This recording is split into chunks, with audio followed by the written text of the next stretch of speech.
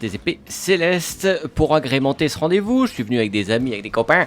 Nous, ce n'est pas par un écran interposé, plutôt une version un peu plus ancienne. On pourrait dire par Minitel, plutôt que Google Chrome. C'est le retour du maître à bord. Oh là là. Le maître du vaisseau, monsieur Jérôme Ray. Bienvenue, Jérôme. Bonsoir Olivier.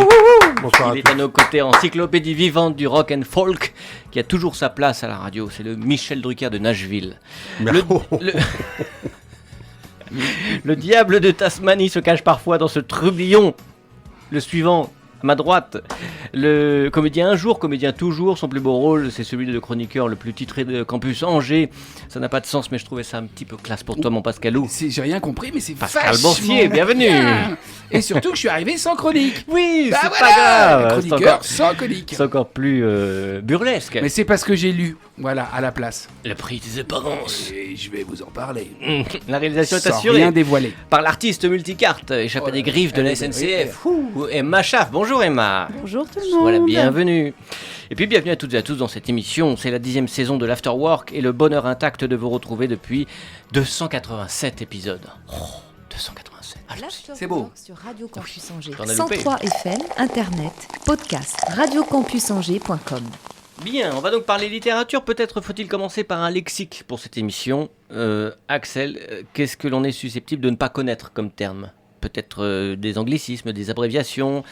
Je sais pas, nous, on va passer pour des couillons en fait. Il y a plein de C'est choses pas qu'on ne grave. comprend pas. Assumé total. J'ai été voir ton travail. Ok. Et ce qui m'a très surpris, c'est ce moment où tu te mets à écrire en te filmant et des gens interviennent de l'autre côté. Tout à fait. Alors, c'est pas seulement ton travail, mais c'est ce que je voulais explorer aussi avec toi. Oui, tu veux bien nous en parler. c'est en fait un autre média supplémentaire pour se faire connaître, de toute Exactement. façon. Donc Twitch, c'est une plateforme de streaming à la base qui est plutôt utilisée pour du gaming, on va dire ça comme ça, pour du Ouais. jeu. En fait, les gens se filment en faisant du Ah oui. jeu, de l'art. Il y a beaucoup de choses Donc, aujourd'hui c'est maintenant pas, sur c'est Twitch. pas seulement on joue, toi et moi, si on veut jouer en ligne, on est chacun chez nous avec notre ordi. C'est ça. C'est Ça peut être ça, mais par en exemple. plus, tu filmes et il y a des gens qui ne jouent pas, qui regardent. C'est ça, voilà, exactement. Il y a beaucoup de demandeurs aujourd'hui étonnant. de ce genre de format. Et donc, du coup, moi, je me suis dit que j'allais l'adapter en fonction de mes compétences en Bah tout ouais. cas, et de ma passion. Ouais, ouais. Donc, je me suis dit, pourquoi pas écrire avec un public qui éventuellement vient influencer le parcours du héros dans l'œuvre. Bon, c'est dingue, hein, parce qu'on connaissait les bouquins où, suivant à la fin du Mhm. chapitre, on peut choisir où on peut aller. Ouais, dont vous êtes le héros. Voilà, c'est ça. Et là, c'est encore différent. Et pour revenir juste au gaming, le fait de jouer, que des gens nous regardent jouer sans eux-mêmes jouer, je sais pas si je suis très clair, qu'est-ce qui fait qu'on est un gamer suivi ? Parce qu'on est drôle, parce qu'on est très fort, parce que... Bon, pourquoi, en fait ? Il y a une question, je pense, de chance, déjà, pour être connu, parce D'accord. qu'il y a beaucoup de noms qui sont connus aujourd'hui, dans le gaming notamment, qui ont commencé sur d'autres plateformes et qui sont aujourd'hui très suivis sur Twitch. Et après, sinon, pour quelqu'un qui est lambda, bah oui, il y a une grande chance. Des jeux peut-être un peu plus connus, ceux qui vont être la tendance actuelle, Ah, ok. ou alors voilà, avec un petit peu d'humour. Voilà, Mais parce que il y a plein de choses. le gamer, on appelle ça un gamer, Gamer. Ouais. un gamer qui Twitcher. se filme, mais il commente énormément, il commente Oui. tout le temps ce qu'il est en Oui. train de faire. Ah, c'est ça Il y a qui est bien. aussi. Ah oui, Et c'est ce qui obligé. fait que ceux qui le regardent aussi prennent des tuyaux ou La personnalité compte. Voilà. Ouais. Alors toi, Exactement. comment ça se passe ? C'est-à-dire que qu'est-ce que voit le spectateur finalement ? Il voit ton écran et les mots qui s'affichent, ou il te voit aussi toi à chercher, écrire, comment ça se passe ? Donc c'est ça en fait, il y a une petite caméra, un petit encadré en bas à droite. Jérôme Ray regrette d'être venu là. C'est pas la bonne émission pour moi. On l'a déjà perdu. En gros oui c'est ça, de son téléphone. Je suis moins compétent dans ce domaine. Mais tu pourras me suivre sur Twitch, tu verras Jérôme. T'inquiète, c'est très simple, tu vois. Là, c'est comme On ça. va demander s'il y a de la musique après. Voilà, c'est ça. Là, C'est ça là, n'a on y aucun va. intérêt parce que c'est de la On radio. te voit, ok. Mais là, on voit écrire Ok, Axel. c'est ça. Donc, sur l'écran, et à une côté- fenêtre à côté, Voilà. il y a le écrit, texte, une fenêtre avec toi C'est qui ça. lit le texte. Et puis des fois des photos agrémentées histoire que ça soit un petit Voilà. peu plus visuel. pour Caméra les gens. 2, Emma, D'accord. caméra 2. Merci, j'y vois beaucoup plus clair. Ok. Voilà, Donc, c'est c'est clair. étonnant, hein. Donc voilà le concept. Exact. T'es le seul ? Alors en écriture, je ne connais pas tout le monde sur Twitch, il y en a beaucoup. Ouais. Mais je pense être un des rares à le faire. Il y en a quelques-uns qui font des fois des ateliers d'écriture. J'en connais une là qui est notamment affiliée et puis même qui est carrément soutenue par Twitch. Il y a une grosse communauté derrière. Mais elle n'en fait pas tout le temps. Contrairement à moi où je le fais toutes les semaines, le lundi soir pour l'instant. Donc voilà, pour l'instant oui, je suis à peu près le seul. Et puis dans les salons que j'ai pu faire notamment, j'ai pas eu l'occasion d'en croiser d'autres pour l'instant. D'accord. Ouais. Toi, tu commentes. Du coup, est-ce que tu commentes quand tu travailles ou vraiment tu t'aides, tu es toi en travail, enfin, tu écris sans rien dire, et par moment, c'est quoi? Toi, t'as des petites cloches qui viennent comme ça, avec quelqu'un qui veut te parler. Minitel. Minitel. Génération Minitel. Des petits smurfs, des petits sbouffs, des smacks, où les gens sont en direct et peuvent à tout moment intervenir. Donc en fait, oui, globalement, moi je suis quelqu'un qui se parle déjà tout seul. Voilà, quand je suis même avant, quand je travaille, voilà, c'est je ta me parle déjà. communauté. Voilà, c'est ça. Le problème, mais c'est la drogue. C'est la drogue. Bah oui. Donc globalement, c'est plutôt facile pour moi d'animer. Je suis un ancien enseignant aussi, donc forcément, moi j'ai la parole facile. Donc là, en fait, moi je commande généralement ce que j'écris. Alors là, je l'écris à voix haute. Ouais, non mais c'est un petit peu ça. T'enseignais quoi? J'ai enseigné la technologie et puis un peu encore avant, j'enseignais tout mon domaine de parcours professionnel que j'ai pu effectuer, donc tout ce qui est chauffage, plomberie. Ah oui, on va parler du parcours, faut qu'on revienne au parcours. Ouais, on reviendra je voulais après, bien comprendre Twitch ce que c'était. Ouais, ok, la communauté te suit. une histoire de tuyaux. Exactement. ADSL. Et est-ce que ça a vraiment changé l'écriture de certains de tes livres? Est-ce qu'il s'est passé des choses que tu n'aurais pas imaginées? T'as vraiment changé une histoire? Ou alors c'est vraiment voilà, un truc qui est sympa avec ta communauté? On écrit en fait des œuvres nouvelles. Donc au début on a parti sur du medieval fantasy comme moi je sais faire. Donc ça on a fait une petite histoire déjà là-dessus qui a jamais été rediffusée derrière. Et là du coup on a commencé une nouvelle œuvre avec des pirates de l'espace. Ça c'est eux qui m'ont donné le thème en fait. Un domaine que je maîtrise mais alors pas du tout, la SF. Déjà j'en lis pas. C'est par vote ou t'avais plusieurs choix et ils ont voté, ou alors c'est quelqu'un qui t'a dit aujourd'hui j'aimerais bien avoir une histoire de pirate de en fait il y a l'espace?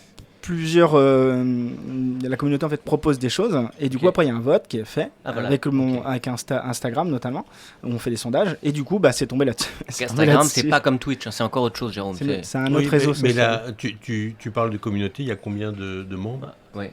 Alors, moi sur Twitch pour l'instant j'ai que 70 personnes, mais j'ai jamais 70 personnes qui me regardent en même temps. Voilà, oui, mais ça ne rentrerait pas dans ce studio. Non, exactement. Moi j'ai une toute petite communauté et de toute façon je pense pas aller au-delà dans l'écriture parce que si j'avais 1500 ou 10 000 qui parlent en même temps, c'est juste carrément si tout le monde donne son avis. C'est juste pas possible quoi. Donc moi je reste sur une communauté. C'est une forme de travail en équipe. Exactement. Mais avec des gens de partout que tu connais pas forcément. Exactement, en fait, c'est l'avantage, c'est que du coup ça donne, pour un auteur c'est assez difficile des fois de trouver l'inspiration ou des idées. Là en fait on est à 5, 6, 10, 15 cerveaux à réfléchir en même temps sur l'œuvre. Et puis en plus, alors animé honnêtement je l'ai fait en plus en plein salon, j'ai fait, il y a le record sur YouTube, je l'ai fait en plein salon du Japan YouTube. Tour Festival. Encore autre chose YouTube. Et honnêtement c'est c'est pas pour un demeuré, hyper difficile d'animer ça déjà de base. Voilà. D'écrire c'est fatigant, de l'animer c'est différent et encore dans un salon c'est encore plus fatigant, donc heureusement que des fois il y a des personnes qui viennent et qui m'écrivent les phrases parce que du coup Mais alors est-ce qu'à un moment tu as envie par exemple de perdre le contrôle total et de laisser la communauté gérer, je sais pas, tout un chapitre? Alors c'est compliqué parce qu'il faudrait qu'il soit vraiment dans l'écriture, ce qui n'est pas toujours le cas. Des fois c'est plutôt des personnes qui ont envie d'écrire et donc pour forcément on va dire la façon de faire. Donc c'est ça qui est pas forcément évident non plus. Donc moi je les guide. C'est vraiment plutôt moi qui écris en fonction de eux les infos qu'ils me donnent. Donc moi je vais écrire puis d'un seul coup ils vont me dire non change la phrase, tu mets ça. Je réfléchis, je dis ok, alors quand c'est adapté je le mets, quand c'est pas adapté. Et tu dis oui en direct, enfin tu fais ça en direct ou alors tu dis oui je prends vos idées puis à la fin chez toi tranquille tu réalises parce que c'est excessivement personnel l'écriture d'un livre. Oui, mais là justement je suis parti du principe que c'était pas mon œuvre en fait concrètement. Là c'est vraiment l'œuvre de la communauté et on écrit ensemble. Pardon, 100% de cette œuvre est faite en collaboration. Oui. Il y a pas une partie, il y a pas je sais pas une partie que tu te réserves, tu travailles le soir chez toi, le lundi, comme tu disais. J'ai beaucoup trop de travail à côté, parce que je suis auteur à plein temps, donc j'ai vraiment... Et t'as un bon avocat pour les droits d'auteur? Alors pour l'instant, je le publie pas, donc de toute façon, quoi qu'il arrive, je suis tranquille. Question piège. Hein. Exactement, alors mais je me suis posé. Hein. C'est aussi de la com aussi, quelque part. C'est purement de la com. C'est purement de la com, tu l'assumes, ok, très bien. Et c'est très bien. Ah bah oui, il faut l'assumer de toute façon parce que c'est l'objectif. Ouais. Donc faut aller sur Glitch. C'est ça. Ouais. Twitch. Et alors, tant qu'on est dans les anglicismes, donc alors, c'est les Twitchers, les gens qui te, non, comment on dit? Les viewers. Les viewers, Voilà. complètement à la masse. moi. Rien à voir. Et- oui, c'est ridicule. Et il y a aussi, tu parles les, aussi les viewers, ils gagnent beaucoup sur Twitch. Hein. Bien joué. Et Discord, c'est encore autre chose. Oui. Pardon, hein, mais qu'est-ce que c'est Discord? Discord, du coup, c'est un autre réseau social sur lequel il y a D'accord. en gros des salons, on va dire ça comme ça, Ok. où les gens, bah, en fait, viennent dans nos Discord. Moi, j'en ai créé un du coup à l'occasion pour les œuvres. Et Pour en fait, on vient, l'écriture. ouais, pour Pas le l'écriture. gaming, hein, l'écriture. Non, pour l'écriture Ok. uniquement. Puis on vient discuter. Par exemple, je lance des petits défis. Je leur demande, bah, voilà, si vous étiez un personnage de tel univers, vous seriez lequel. Donc du coup, ils me répondent et à la fin, ça me fait un post Instagram sur lequel je mets le résultat. Et du coup, avec des images. Alors désolé pour ceux qui sont contre l'IA, mais j'utilise l'IA parce que sinon, ça me coûterait super cher Ok. de faire une image à chaque Oui, fois par un Oui, mais dessinateur. tant que c'est écrit, Ouais. enfin tant que c'est dit, et voilà. Oui, non, c'est annoncé, il n'y a pas de souci. Est-ce que tu te verrais, Delphine, écrire un livre ou une partie de ton livre ou un chapitre ou avoir une idée lancée par comme ça ta communauté?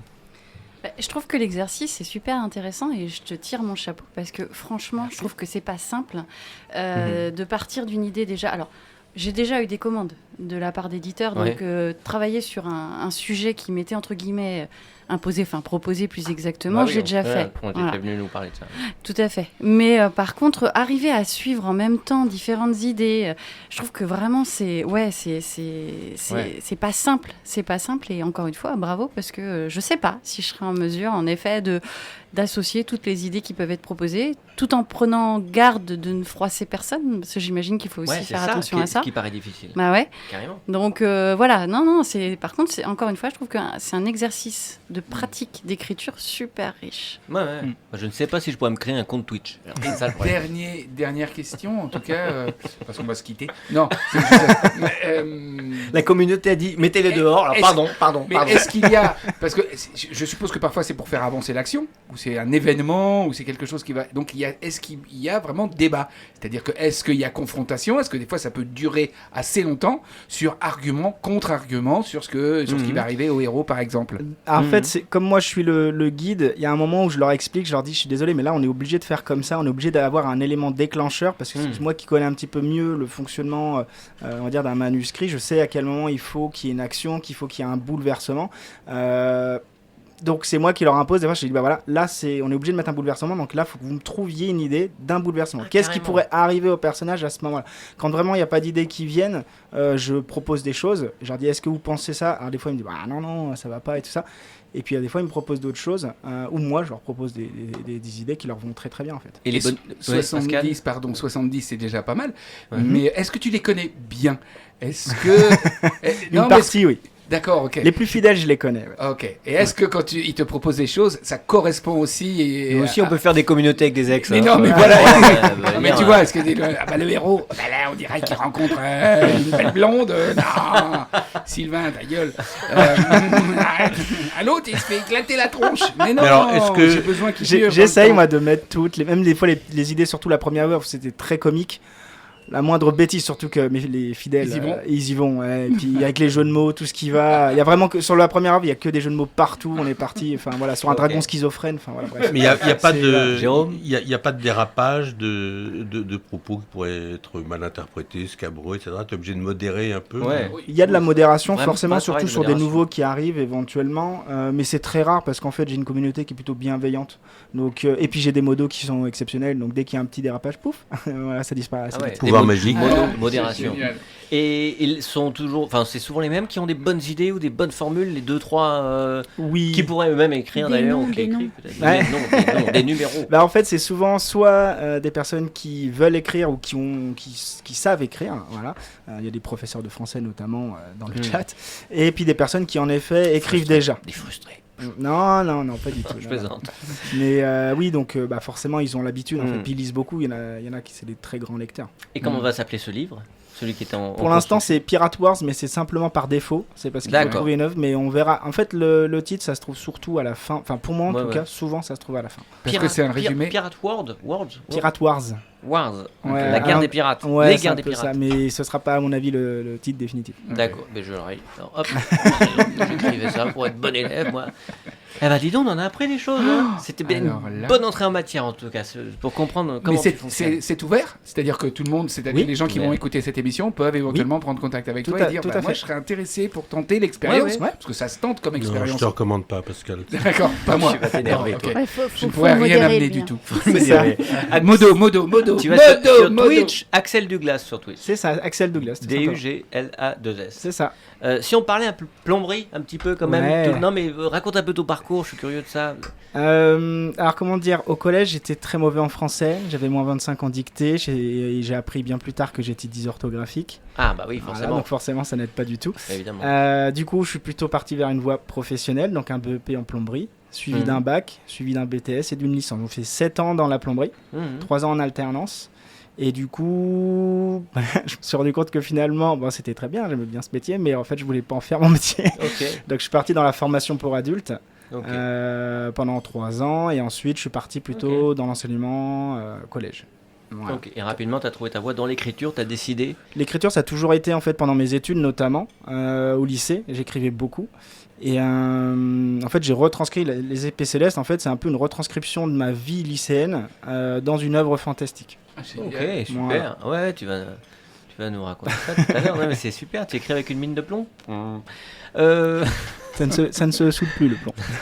D'accord, bon, c'est peut-être un bête blague, c'est pas grave. Non, très bien. Non, on va parler des épées célestes. Je voulais quand même mettre en lumière Delphine, qui est là pour nous présenter elle est là. le prix des apparences. Tu nous le pitches, Pascal, le prix des apparences? Ah, ça va être difficile parce que c'est un polar. Bien. On Chou parle blanc. d'une disparition. À chaque Évidemment. étage. J'ai fait chou blanc à chaque On parle, étage. non, j'y vais. On parle souvent de disparition, et là, c'est une femme qui est sans nouvelles de son mari. Elle est avec ses 3 enfants, ses 2 grands jumeaux et sa dernière fille, et elle va essayer de mener l'enquête parce qu'elle y croit peut-être pas vraiment au fait qu'il soit parti comme ça. Et à partir d'une photo, elle va avoir un doute et elle va remonter petit à petit. Grâce à cette photo, il y a plein de personnages. Ça commence. Enfin, moi j'ai plein de questions à te poser en fait. C'est un thriller, quoi. Ouais, complètement. Haletant. On est sur un polar.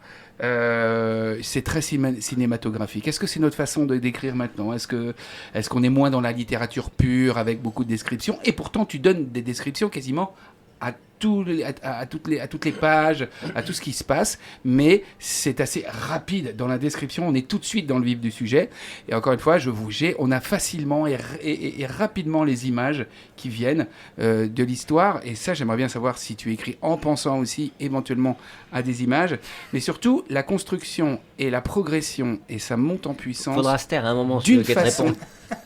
extraordinaire, je suis désolé. J'ai oublié Allez. la question. Il vous emmerde, non. il y a le Parce micro, qu'on il s'est y a regardé fait ce avec que je Emma, veux. on rigolait en coin. Ma réponse est non, mais rappelez-moi la question.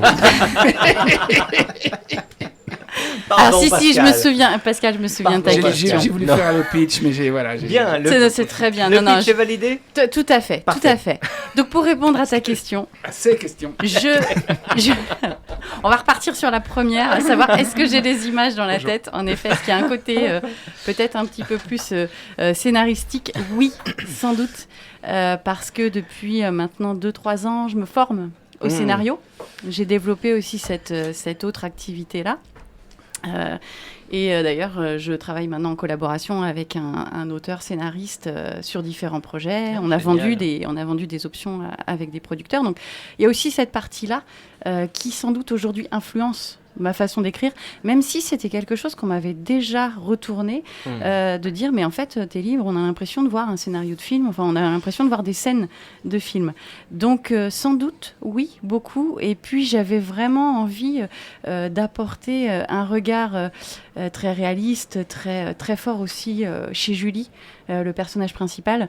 Donc, avec, je l'avoue, même si je lui ressemble pas à Julien, mais il y a quand même des inspirations aussi de ma famille, etc. Donc, c'est des scènes parfois que j'ai pu voir ou voilà, que je peux mettre rapidement en écriture parce que c'est des choses qui sont dans ma tête aussi. D'accord. Et puis il y a plusieurs femmes aussi dans ce roman.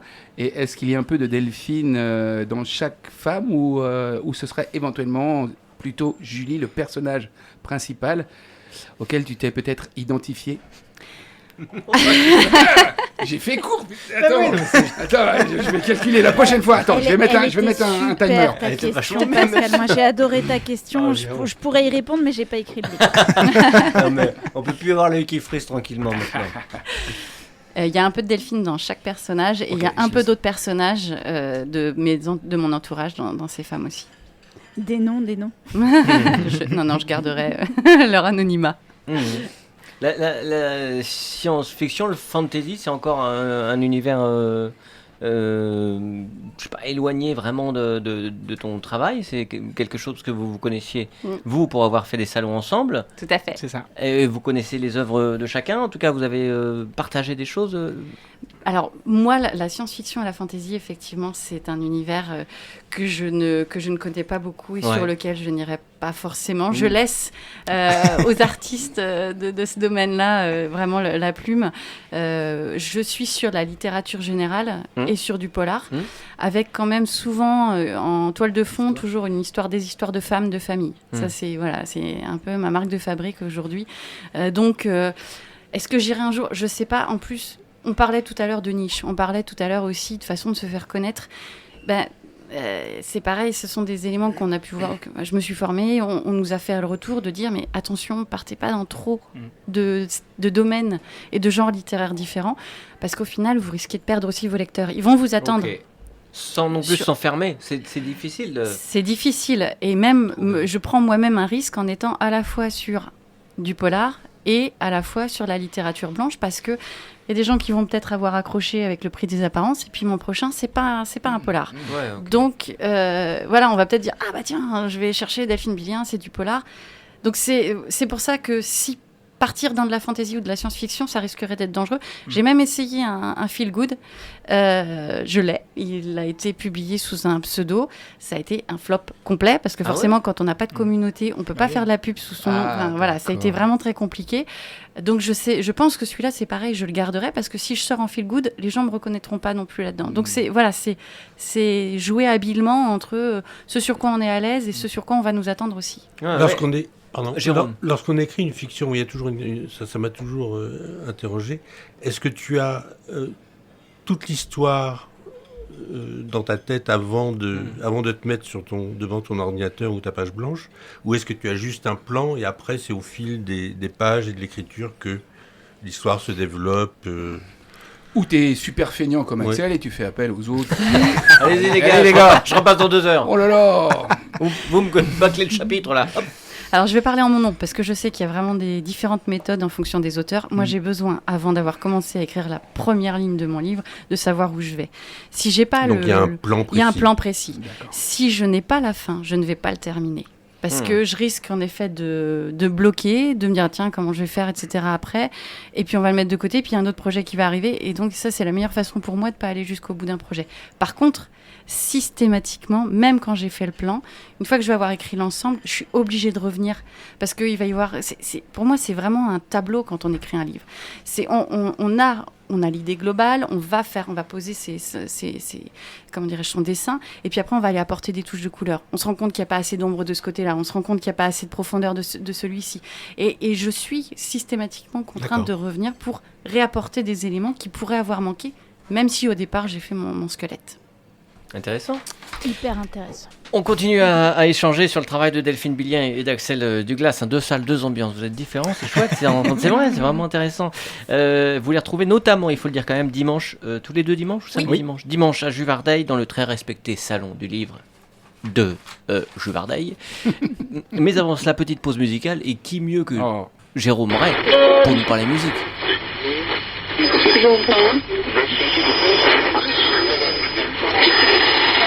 Оперную школу и себе жены избрал другую.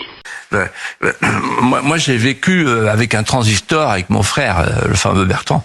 Et on écoutait Alain Barrière, ça avait une autre allure, quoi. Gérard Lenormand, voilà, et Edith Piaf. Oui, je voulais tout d'abord remercier Olivier de m'accueillir à nouveau au sein de l'équipe de l'Afterwork et saluer mes camarades. Les négociations pour préparer mon retour qui ont lieu dès le printemps furent longues, parfois très tendues, brutales Quelques noms d'oiseaux furent prononcés, mais après plus de 6 mois de pourparlers, un accord historique, un accord exemplaire, qui, je l'espère, servira de modèle pour les futures collaborations, a finalement été signé au début du mois dans le bureau de nos avocats respectifs. Ce qui me réjouit, Les fameux tickets resto. ce qui me réjouit au plus haut point. Je dois préciser que la direction de Radio Campus a fait des efforts non négligeables et que mes principales revendications ont été acceptées, mais bon Dieu, ça n'a pas toujours été facile. Accord salué par l'intersyndicale de Radio Campus. Enfin, c'est fait, tout le monde s'en réjouit. Et il l'a écrit. Je reprends donc ma chronique musicale, la seule chose que je sache faire, pour vous parler de Bob Dylan, un vieil ami, une obsession ancienne que je n'arrive toujours pas à soigner. Oui, je l'avoue, je suis quelque peu bobsédé. Le vieux Zimmerman, son vrai nom, est à 83 ans, toujours alerte, toujours mystérieux, secret, mais il persiste à sillonner le monde en donnant une bonne centaine de concerts par an. Il sera à Paris fin octobre, c'est complet. Pour assurer ses vieux jours, maintenir son train de vie, sa maison de disques historique, Columbia, exhume de ses archives un coffret de 27 CD regroupant la quasi-intégralité des concerts donnés en janvier-février 1974 lors de sa première grande tournée depuis 8 ans. 40 concerts en 21 jours, un public aux anges. Dylan remet les pendules à l'heure, reprend ses classiques dans des versions survitaminées, rageuses, hargneuses, avec les musiciens du Band, le groupe qui l'accompagnait en 1966. Les morceaux joués lors de ces concerts varient peu d'un concert à l'autre. Les morceaux retenus sont des valeurs sûres, comme ce titre, composé en 1973, devenu un de ses classiques, Forever Young, écrit à l'origine comme une berceuse. Dylan s'adresse à son jeune fils, Jesse, en espérant qu'il devienne fort et heureux. La chanson s'ouvre sur ces lignes. Que Dieu te bénisse et te garde toujours, que tous tes souhaits se réalisent, faisant écho à la bénédiction sacerdotale du livre des Nombres, dont les lignes commencent par « Que le Seigneur vous bénisse et vous garde, que le Seigneur vous accompagne de sa lumière et vous éclaire ». On écoute. Merci Jérôme de ce rappel à l'ordre des fondamentaux. Bam! C'est important. Ouais, magnifique. Magnifique. Toujours l'Afterwork de Radio Campus Angers. Ouais, et il faut peut-être qu'il nous présente aussi, Jérôme, puisqu'il est là. On profite de Louis, on est tellement content que tu sois là, Louis. Et je sais pas pourquoi j'ai dit Louis au lieu de lui. Et préviens-moi, Emma, quand je fais des... Ouais, oui, comme oui. Ça, tu dis rien, là. On grattera au montage. Et allez, parle-nous du CD que tu viens de sortir. Il n'y a pas que le CD, il y a aussi tout ce qu'il y a dedans, ce CD. Non, oui, c'est avec un vieil ami. On a travaillé pendant pratiquement un peu plus de 4 ans sur un projet autour de Dylan, toujours, pour sélectionner des artistes, des songwriters, des auteurs-compositeurs qui avaient été influencés par Dylan entre les années 64-69 à peu près. C'est le cœur du disque. Et avec 25 morceaux d'artistes pas ou peu connus. On a mis 4 ans pour faire le projet. On a eu le feu vert d'une maison de disques en Allemagne il y a 2 ans. Et ça a été très très long parce que les négociations juridiques ont été longues, complexes, etc. T'en sors pas. Il a fallu, il a fallu retrouver des ayants droit. Enfin bref, ça a été un. Ah oui. On n'a pas eu tous les titres qu'on souhaitait parce qu'il y a des titres qui nous ont été refusés parce que les maisons de disques ne savaient plus où étaient passés les contrats, n'avaient plus de traces des masters, etc. Ils peuvent bien même sûr. pas à ce nom-là, vous les laissez. Non, là on peut qui pas. Qui touche de l'argent, ils savent même pas. Donc je sais pas, personne, mais Universal, qui est la grande major du disque, qui détient à peu près 40% du marché du disque dans le monde, avait beaucoup de titres qui sont sur ce disque, mais comme une partie de leurs entrepôts avec leurs archives avaient cramé à Los Angeles il y a une dizaine d'années, on pense qu'il y a beaucoup de contrats, de masters qui ont disparu comme ça dans les cendres de cet incendie. Alors nous, les artistes qu'on a mis sur ce disque sont pas très connus, mais il y a des grands artistes comme Tom Petty, John Cougar, d'autres grands bluesmen dont toute une partie de leur catalogue a entièrement disparu. Alors 25 morceaux, mais ça veut dire que vous en avez écouté combien ? C'est-à-dire que vous étiez au courant de qui a été influencé ? Non, parce que le Philippe Lebrun, l'ami avec qui j'ai fait ce disque, est encore plus malade que moi musicalement. Donc il a une collection, de disques absolument faramineuse. Je crois qu'il doit avoir 20 000 albums ou quelque chose comme ça. Donc il a fait la sélection. Après on a modifié ça ensemble. D'accord. Et nous on a amené le projet. On a amené le projet avec les morceaux, les notes de pochette, la pochette dessinée. On a vraiment amené tout ça. La maison de disques, son seul rôle, C'était d'obtenir les autorisations et de faire la fabrication et de distribuer. Donc là, le disque sort en France le 17 octobre. Il va être dans des magasins, dans Fnac, les Fnac, Amazon, partout, Leclerc, Cultura. It took us c'est by énorme. storm. Voilà, It Took Us by Storm, parce que ça a vraiment été un coup de tonnerre terrible quand Dylan est arrivé dans les années 60, parce qu'il a tout révolutionné. Et ce disque est fait à la mémoire d'un Américain qui était un vieux beatnik, poète, jazzman, qui s'appelait John Sinclair, qui est décédé il y a 1 an, et qui avait été le manager d'un groupe qui s'appelait le MC5, qui était un groupe à l'origine du hard rock aux États-Unis en 1968-1969. Il avait fait pas mal de prison à cette époque parce qu'il avait vendu de l'herbe à un flic du FBI. C'était pas une bonne idée. Et ce qui n'était pas une bonne idée. Et donc il était en tôle à Chicago et John Lennon lui avait écrit une chanson qui s'appelle John Sinclair, qu'on retrouve sur un des disques de John Lennon, pour l'aider, avait payé tous ses frais de justice, d'avocat, etc. pour le faire sortir. Lennon s'était battu comme un chien pour le faire sortir. Et John Sinclair, jusqu'à ces dernières années, habitait en Europe, aux Pays-Bas. Et c'était un grand fan de Dylan. Toi qui étais donc à Paris dans les années 70-80, tu étais à la création de Radio Nova. Non, je ne sais pas à la création, mais je suis arrivé à Nova. Arrivé, personne on te peut dire comme ça, ça fait bien peu dans les après. dîners en ville. Oui. Mais, Le RCF, c'est lui. Ouais. Pareil. Et Dylan, tu l'as vu en concert, tu l'as rencontré, tu as eu l'occasion de le croiser? On ne peut jamais le rencontrer. Non. Ah oui. J'ai Ok, vu en d'accord. concert, je ne sais pas, une dizaine de fois, 12 fois, 15 fois, je ne sais plus. Mais non, c'est impossible de le rencontrer. La rencontre avec Dylan, ça se fait quand? T'es tout jeune, Je vais avoir 12 ans, je crois. Ouais. On fera une Comme émission quoi spéciale Dylan et puis ouais. on parlera évidemment du disque de Mais on en Jérôme reparlera avec plaisir. Avec bien plaisir. sûr. Profitons de nos invités Delphine Billien, Axel Douglas. Axel, quand une idée te vient, toi, c'est forcément toujours une saga? Non mais c'est vrai parce que ce sont des livres fleuves, il y a plusieurs tomes. Oui, il y en a plusieurs, puis il y en a toujours plusieurs qui sont prévus à chaque fois. C'est vrai que j'ai des idées de one-shot, mais globalement, elles aboutissent jamais, parce que je reviens tout le temps sur mon univers, en fait. D'accord. La différence Donc, avec la beaucoup de fantasy... personnages. Ouais, c'est qu'en fait... L'univers de la fantasy, déjà, dans un premier temps, on est obligé de créer tout un univers, parce que c'est totalement imaginaire. On n'est pas sur notre monde à nous, contrairement au polar, du coup, où on peut faire des one-shots plus facilement. Le truc, c'est qu'une fois qu'on a créé l'univers, en fait, on a toujours envie de le développer, de l'agrandir, et de continuer. On se dit, tiens, ce territoire-là, je ne l'ai pas encore exploré, tiens, j'irais bien l'explorer. Ça permet de vraiment, là, comme tu parlais de peinture tout à l'heure, Delphine, voilà, ça permet vraiment d'étendre la toile et de faire quelque chose de gigantesque. Donc forcément, oui, ça amène malheureusement des trilogies, des sagas, voilà, ça c'est un gros défaut de la fantasy pour moi. Défaut entre guillemets, bien sûr. Que toi, je veux dire, tous les auteurs qui font de la fantasy, souvent, c'est vrai que ce sont des choses, c'est pas des trucs sans fin, quoi. Exactement. C'est l'avantage de l'imaginaire. Quel est le public de la fantasy et depuis quand date? Est-ce qu'on peut dater la création de ce style fantasy? Oui, c'est clairement J.R. Tolkien en fait qui a apporté en Angleterre ce style-là et qui a fait découvrir à toute une génération, voire plus, l'univers de la fantasy. C'est lui qui en a posé les codes. Ah oui, c'est le maître à penser. Fantasy, on pense forcément à Tolkien.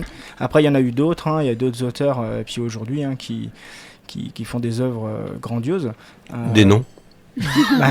Des noms, il y a c'est ça, il y a Terry Goodkin qui a fait aussi une sacrée saga avec l'épée de vérité, notamment il y a J.R.R. Martin avec Game of Thrones qui a révolutionné un petit peu aussi d'une certaine façon le genre. Gérard Martin, il s'appelle G.R.R. Georges, et après je sais plus. Gérard Martin. Gérard Martin. Arrête de frimer, c'est Gérard Martin. Arrêtons. Je prononce très mal, ouais. Et c'est quoi le concept de la fantasy? C'est prendre une histoire qui se passerait un peu au Moyen-Âge, mais en fait on n'est plus au Moyen-Âge. Dans des mondes parallèles. Est-ce qu'il y a comme ça un cahier des charges finalement pour faire partie de la littérature de fantasy? Aujourd'hui, beaucoup moins, parce que en fait maintenant on le dérive sur plusieurs styles, plusieurs formats. On a la romantasy là qui fait fureur en ce moment. C'est le mélange entre la romance et du coup le monde fantasy. Voilà, chacun adhère ou pas. Et puis puis après il y a aussi la fantasy donc très médiévale, ça c'est vraiment celui qui est beaucoup plus Donc, courant. pardon, la romantaisie, là, c'est Harlequin qui rencontre la fantasy, c'est ça? Dracula, Un hobbit, c'est un harlequin avec un hobbit dedans. C'est un peu Ouais, c'est ça, c'est Twilight quoi, la série Et Twilight, on avec est un peu 50 là-dedans. Twilight, c'est degrés au milieu. C'est fantastique pour le coup. Ah d'accord. Parce ok. qu'on est dans notre univers, mais Pourtant, avec il se on galoche- rajoute. il se des- galoche et pécho à tout va. Oui, c'est un peu ça. Ouais. Oui, bah là D'accord, pour ok. le coup, oui, Bon, on bah, est. ok. C'est encore un autre style, je pense. Mm. Mais du coup, oui, la fantasy, on est plus sur du médiéval, mais il y en a beaucoup qui font aussi maintenant à l'époque napoléonienne. Ah oui. Ouais, on Dans a l'histoire. dans un univers complètement imaginaire, mais Imaginaire. avec des codes impériales ou avec l'âge de la poudre à canon, par exemple. Il y en a ouais. qui développent ça de plus en plus. Je trouve ça intéressant parce que ça amène vraiment la fantasy dans d'autres codes, en fait, qu'on n'a pas spécialement l'habitude. Et puis après, on a aussi pas mal avec Martin, donc encore une fois Game of Thrones, qui a apporté d'autres éléments. Voilà, si ça te fait plaisir, Pascal. Mais voilà, en fait, c'est plus, oui, un univers complètement imaginaire, avec de la magie dedans, des créatures, et puis voilà, des espèces différentes, des peuples différents. Avec là aussi, c'est extrêmement cinématographique, évidemment. Oui, bah forcément. Puis avec les films, je pense, du Seigneur des Anneaux notamment, qui ont donné, je pense, notamment moi, l'envie d'écrire ce genre d'univers, bah forcément, oui, on va plus imaginer les scènes de façon scénaristique. Dans tes livres, dans tes romans, tu crées un monde, parce que c'est vrai qu'à chaque fois, on recrée un monde, une société, Oui. il y a quelque chose de politique aussi Oui. dedans, qui Religion. dirige, qui sont... Les voilà. Et religions donc tu aussi. recrées Religion, tout ouais. ça, toi Bah oui, en fait, je pars même carrément de la création du monde alors du coup, là, pour l'instant, au niveau de ma chronologie, c'est les épées célestes qui terminent cette chronologie. Les Carnets d'Ariane, ça se passe une centaine d'années avant les épées célestes. Et puis là, je suis encore en train de créer une autre œuvre à côté. Je sais pas du tout la situer encore dans la chronologie. Peut-être que je le ferai encore après, peut-être que je le ferai au tout début, je sais pas encore. Mais oui, on part vraiment de la création, du début à la fin. On va apporter de la magie, de l'économie, le commerce, la politique, la géopolitique, les interactions, les alliances. On va aussi créer tout ce qui est, on va dire, histoire, personnage historique. Voilà, le créateur de telle nation, pourquoi il est arrivé là, qu'est-ce qui s'est passé. Leur héros aussi à eux. Voilà, leur héros à chacun. Alors, les langues, j'en suis pas là, puis je pense que je le ferai jamais parce que c'est trop compliqué. Bah, je suis pas linguiste du tout. Donc, je pourrais pas créer des langues, c'est impossible. Enfin, pas pour moi en tout cas. Mais du coup, logiquement, il y aurait ça. Il y a la monnaie aussi qu'on pourrait amener sur certaines nations. Et puis, on va dire les conflits aussi qu'il peut y avoir entre certaines espèces qui peuvent pas du tout se voir et d'autres qui, au contraire, s'apprécient beaucoup. Enfin, voilà. Donc, c'est très complexe et c'est un travail. Ça se fait pas comme ça au bout de 2 mois. Moi, mon univers, ça fait depuis 2008 que je travaille dessus et que je le développe. Donc, Est-ce que grâce à ça, c'est aussi une façon pour toi d'être critique de ta société, du monde dans lequel tu vis? Est-ce que tu fais des parallèles? Forcément, on est obligé de faire des parallèles en fait avec ce qui nous arrive. Il y a notamment d'un passage dans le tome 2 des épées célestes où on parle un petit peu de tout ce qui est nous on appelle ça les arrivants, ceux qui viennent de l'extérieur, qui viennent dans notre ville, qui saccagent un peu. C'est forcément eux, de toute façon, c'est forcément les arrivants qui saccagent un peu notre ville. S'il y a des crimes, c'est forcément eux aussi. Voilà.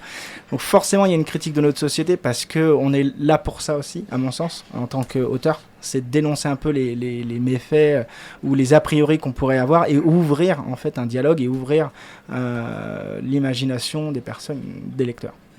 Et en vivant comme ça dans ton monde parallèle, quasiment nuit et jour, t'arrives quand même à être Oui, c'est fait pour notre monde. Comment ça se passe chaque jour, oui. Oui, pour toi, je veux dire, toi, personnellement. Je me maquille le matin, je me déguise. Non, pas du tout.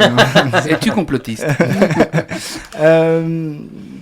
J'avoue que longtemps, surtout adolescent, C'est elle qui monte, elle arrête pas de monter. surtout adolescent, en fait, j'avoue que moi j'étais à vouloir rester en fait dans mon univers. C'est d'ailleurs pour ça que je l'ai créé en fait, c'est parce que je me retrouvais pas forcément dans les codes de notre monde, mais c'est comme beaucoup d'adolescents.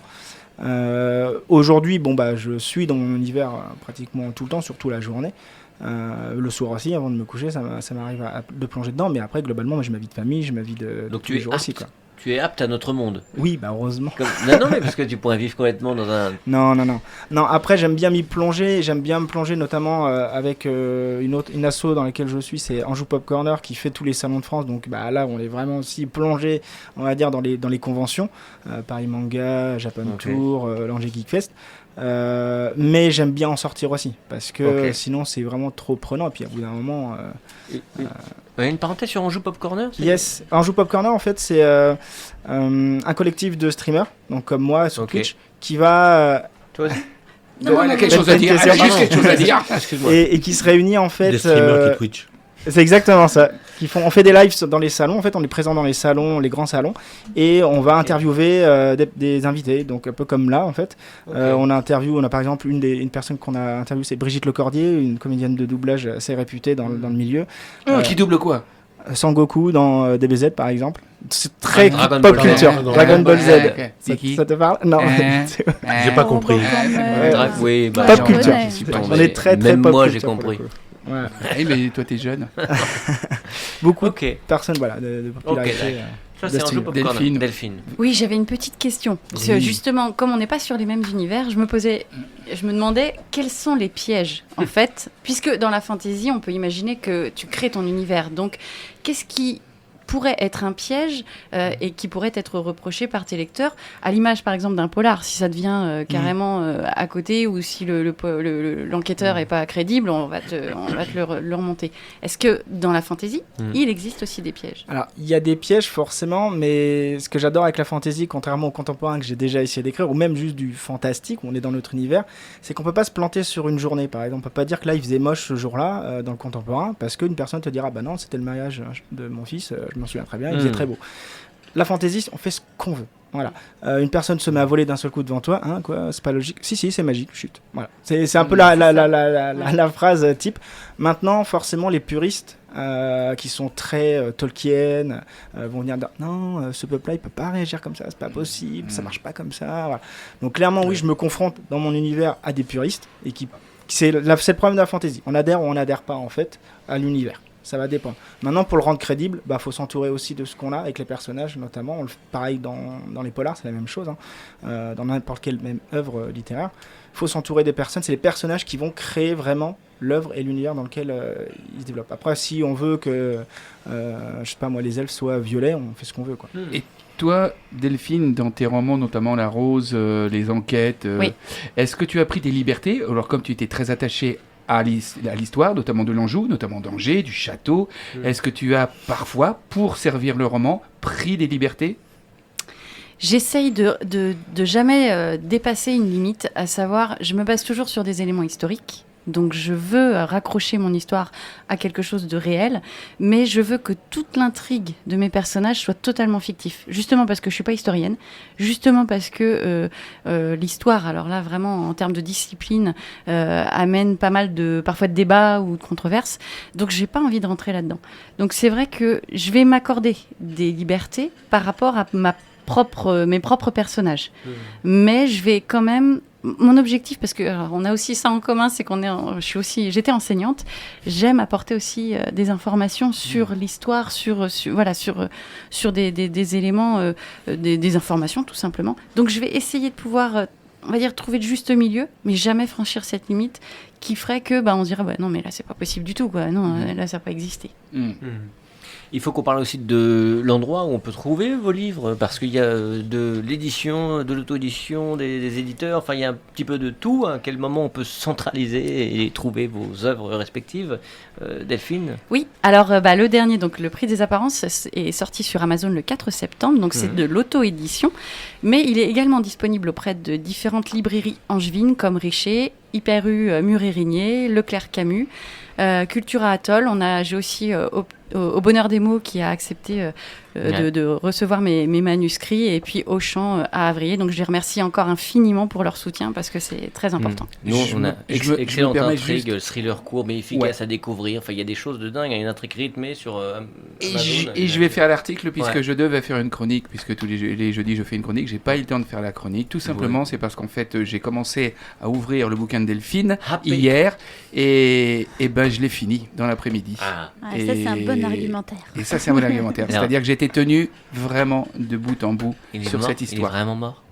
On dira rien. Non. On n'est pas chez Tolkien, on n'est pas. Ok. Donc normalement, mais il faut quand même le lire. Le tueur était violet. Si il ou elle ou eux ou elle. Ok. En tout cas, merci pour savoir exactement où on trouve tes œuvres. Et puis, Juvardeil, entre autres, pour dimanche prochain. Et pour toi, Axel? Alors du coup, Les Épées Célestes sont pour l'instant plus parus, puisqu'on a rompu le contrat avec la maison d'édition. Donc là, je suis en train de les rééditer. Et ça, c'est pas fictif du tout, ça. Non, ça, pour le coup, voilà. Mais ça m'a permis, en fait, l'édition classique, on va dire. Moi, j'étais chez Amalté pour les 2 premiers tomes. Le 3e était et toujours pour l'instant, je suis chez Veyron jusqu'à la fin de l'année. L'avantage, c'est que ça m'a mis un pied dans l'édition, moi qui connaissais rien. Et donc, du coup, j'ai appris au fur et à mesure à connaître les codes de l'édition. J'ai acheté un bouquin pour m'auto-éditer. Et pour le coup, les carnets d'Arlan sont en auto-édition sur Amazon, également comme Delphine. C'est la grande porte aujourd'hui de l'auto-édition, clairement, faut pas se mentir. Et en effet, on va le retrouver dans certains... Alors, le Leclerc de Camus aussi, Angers, le Super U de Châteauneuf-sur-Sarthe, notamment. Puis après, il faut que je fasse les autres. Et une question bassement matérielle. Lorsque tu es édité sur Amazon, c'est plus intéressant financièrement? Les conditions sont meilleures par rapport à un éditeur? Alors oui, parce que, par exemple... en fait, c'est un peu... Il y a 3, on va dire, statuts aujourd'hui. Il y a la maison d'édition à compte d'auteur, où là, en fait, il faut payer 3 000 € pour publier une œuvre. À compte d'éditeur, qui ne sera pas distribué. S'il respecte le contrat, logiquement, c'est bon, mais voilà. À compte d'éditeur, ça coûte rien, mais on récupère 10% de la somme sur chaque vente. À peu près 10%, ça dépend des gens. Il y en a qui touchent beaucoup moins, il y en a qui touchent un tout petit peu plus, mais pas plus. Et l'auto-édition, on touche 100%. L'avantage, c'est qu'Amazon ne prenne aucune com. Ils se débrouillent pour l'impression et c'est eux qui livrent, pour ceux qui les achètent. Et puis sinon, après, moi, je passe par mon imprimeur qui est à La Flèche, en Sarthe. Et qui me les imprime pour une somme très modique, et du coup je récupère moi le reste de la somme. Après le problème c'est la promotion, parce que sur Amazon il y a des millions de bouquins, donc il faut sortir du lot, quoi. Exactement, d'où mes différentes plateformes de streaming et autres. Et tous les deux, c'est votre métier aujourd'hui, ou un de vos métiers aujourd'hui? Est-ce que vous en vivez? Ouais. Non. Non, c'est très compliqué. C'est même pratiquement, on va dire, alors pas impossible d'en vivre, mais disons que s'il fallait qu'on vive juste de la vente des livres, il faudrait en vendre, je sais plus, plus d'1 millier par mois, quoi. Ouais. Ce qui n'est pas encore faisable. Après, sinon, il faut décrocher des contrats dans les grosses maisons d'édition. Ça, Delphine, je pense que tu peux peut-être même plus en parler que moi, si tu es avec notamment Samuel qui... Oui, tout à fait. Donc, alors, c'est une course de toute façon aujourd'hui, et plus on a de cordes à son arc, et plus on a des chances, malgré tout, d'atteindre l'objectif, le Graal, pouvoir vivre de nos écrits. Donc, il y a plusieurs stratégies. En effet, comme le dit Axel, on a soit la possibilité d'avoir de l'auto-édition, et il y en a qui vivent de ça. Donc ça, c'est clair. Et sur Amazon, il y en a qui vivent. Après, en effet, passer par une grande maison d'édition, forcément, c'est formidable aussi. Il y a une forme de reconnaissance. Ce sont des professionnels aussi aguerris qui connaissent... Sur la distribution et la promotion. Sur la communication, sur la mise en page, sur le marketing, etc. Donc, c'est juste être... Pour moi, en tout cas, c'est un des objectifs, c'est de pouvoir bénéficier aussi de tout ça. Voilà, et de pouvoir avoir aussi cette corde. Même si je trouve quand même très intéressant, en fin de compte, l'auto-édition. Parce qu'on apprend vraiment à gérer l'ensemble du process de la publication d'un livre. Puis la liberté. Et la liberté de choisir aussi, en effet, pas mal de choses. Mais ça permet de comprendre vraiment ce que c'est. Être auteur, c'est pas forcément que écrire le livre, c'est aussi comprendre tout ce qu'il y a autour. C'est ça. Voilà, et comprendre aussi tous les attentes du public, ce qu'on va aussi. Voilà, on a envie d'écrire un livre pour se faire plaisir, mais il y a aussi le public qui est en face. Jérôme Ray est venu avec son chéquier aujourd'hui, donc profitez-en. C'est la grande braderie. On fera un petit prix. N'est-ce pas? Une dernière question, parce que Jérôme, tu écris quelque part toi aussi. Voilà. La preuve, c'est que tu écris sur... Quel est le... Je voudrais juste... Allez, 2 minutes. Tous les 4... on a 2 minutes pour les questions après. Vas-y. Ouais, mais même si on les fait pas, c'est pas grave. Tous les 4, un mot qui représente l'écriture pour vous. Tous les 4. En un mot. La liberté. Moi, je prends liberté. Tu prends liberté. Axel, Delphine, le plaisir. Le plaisir. Zut, c'est ce que je voulais dire. La passion. Passion. Oui, plaisir, passion. Oui. L'évasion. Ok. Pas mal. Très bien. Le dos à dos. Quelques questions auxquelles on vous demandera de répondre du tac au tac, alors que Pascal s'échauffe la voix. Une petite musique. Oh. Ambiance. Jérôme. Hein? On se pose. C'est Pascal. Tous les 4, et je vais vous poser des questions à tous les deux, et même à Jérôme, puisque ça fait longtemps que tu es venu, il n'y a pas de souci. Tout le monde peut y répondre, évidemment. Moi, j'ai envie de savoir, tous les 3 ou tous les 4, même 2 minutes, quelles sont vos petites madeleines de Proust chacun? Si vous en aviez, allez, un plat, un souvenir. Le parfum des œillets. Le parfum des œillets, quand tu étais petite. Joli titre de roman. Ouais, titre. Un bon titre de roman. Axel, un monstre qui se fait découper. C'est difficile comme question. Pour tous les 4, l'écriture est-elle une thérapie? Ouais, grave. Oui. Oui. Totalement. Toi aussi. Oui, je suis d'accord. Non. Non. Très bien. Ah bah évidemment la rebelle. Qu'est-ce que vous faites en premier en vous levant le matin tous les trois? J'enfile mes pantoufles. Très bien, parfait. C'est pas chez tout le monde. Moi, je Ça. regarde mon compte Je mets en mes banque. lunettes maintenant. Ah, Moi, j'ai maintenant tu oublié. mets tes lunettes. Ah, bah oui. Axel, Pour un pas petit tomber. pipi ou quelque chose, je sais Ouais, pas. je prends mon petit déj. Ok, très bien. Alors là, je vais juste rapidement faire un lien avec le prix des apparences de Delphine. Est-ce que vous êtes plus Versailles ou Paris? Ça, c'est des références. Ok. Paris. Allez, Versailles ou Paris? Paris. Attention, parce que c'est l'histoire à Paris. Versailles aussi. Paris, je sais pas. Flic ou architecte? Ah, Je réponds pas. Architecte. Ouais, architecte aussi. architecte? Architecte. Ah, ok. ouais. Alors, flic ou voyou? Flic. Flic. Ah ouais. Ah, il se mouille pas, les gars. Voyou. Voyeuse. Référence à Monsieur Ray. Dylan ou Bowie? Dylan. Peut-être Bowie. Moi plutôt Goldman. Et une dernière, vous vous Et sentez... le fusil du regard. Ah ouais. Comment t'as pu comparer? Et vous vous sentez plus fantaisiste ou héroïque? Ah, les deux. Les deux, mon général. Ouais. Les deux. Fantaisiste. Fantaisiste. Ah, punaise. La maman, elle est quoi? Héroïque. Héroïque. Eh, moi je me sens plutôt en retard. Allons-y. Merci à tous les quatre. Boum, boum, boum, boum. On peut le faire après. Hein. L'Afterwork en podcast. Ça, c'est Jérôme qui chante. www.radiocampusangers.com. Il s'était coincé. Un grand merci de ce moment passé ensemble, Delphine. Merci beaucoup. Tu es bien sûr la bienvenue, le prix des apparences, le dernier né. Dans 2 semaines.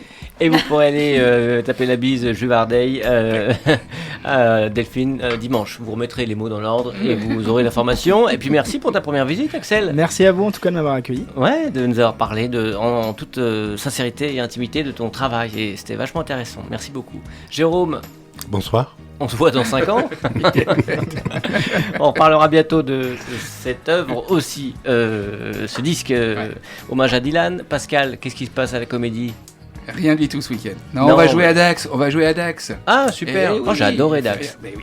Ouais, On ouais. a grande chance de jouer à Dax ce vendredi soir. Mais Le prénom. Mais la fin du mois, on peut commencer à réserver pour Bien aller sûr, pour voir deux hommes tout nus. Voilà, Ah, j'ai évidemment. tous les envie de vendredis venir et vous samedis. voir, hein. Ah Merci, oui, et puis évidemment. les Tout cours. ça, parce qu'il y a évidemment. nu dedans et voilà. Ah bah oui, moi c'était ça qui m'intéressait. Emma, voilà. t'as des choses à dire Emma, toi, d'actualité alors t'as Et- tourné, t'arrêtes pas de tourner, toi. Ça se prépare, Ouais, il y a ça eu se Groland, là, prépare, il ça était se rigolo, prépare. ça, Oui, ouais. oui, ce week-end j'étais Brigitte, le sosie de Brigitte Macron. Ça se voit pas Regardez, quand on voit comme voilà. ça. Comme ça, c'est pas Il y a un évident, côté hein. Jean-Michel aussi, non? Bravo. À la semaine prochaine, tout le monde. Belle semaine à tous. Bonne soirée. Salut. Ciao. Bonsoir.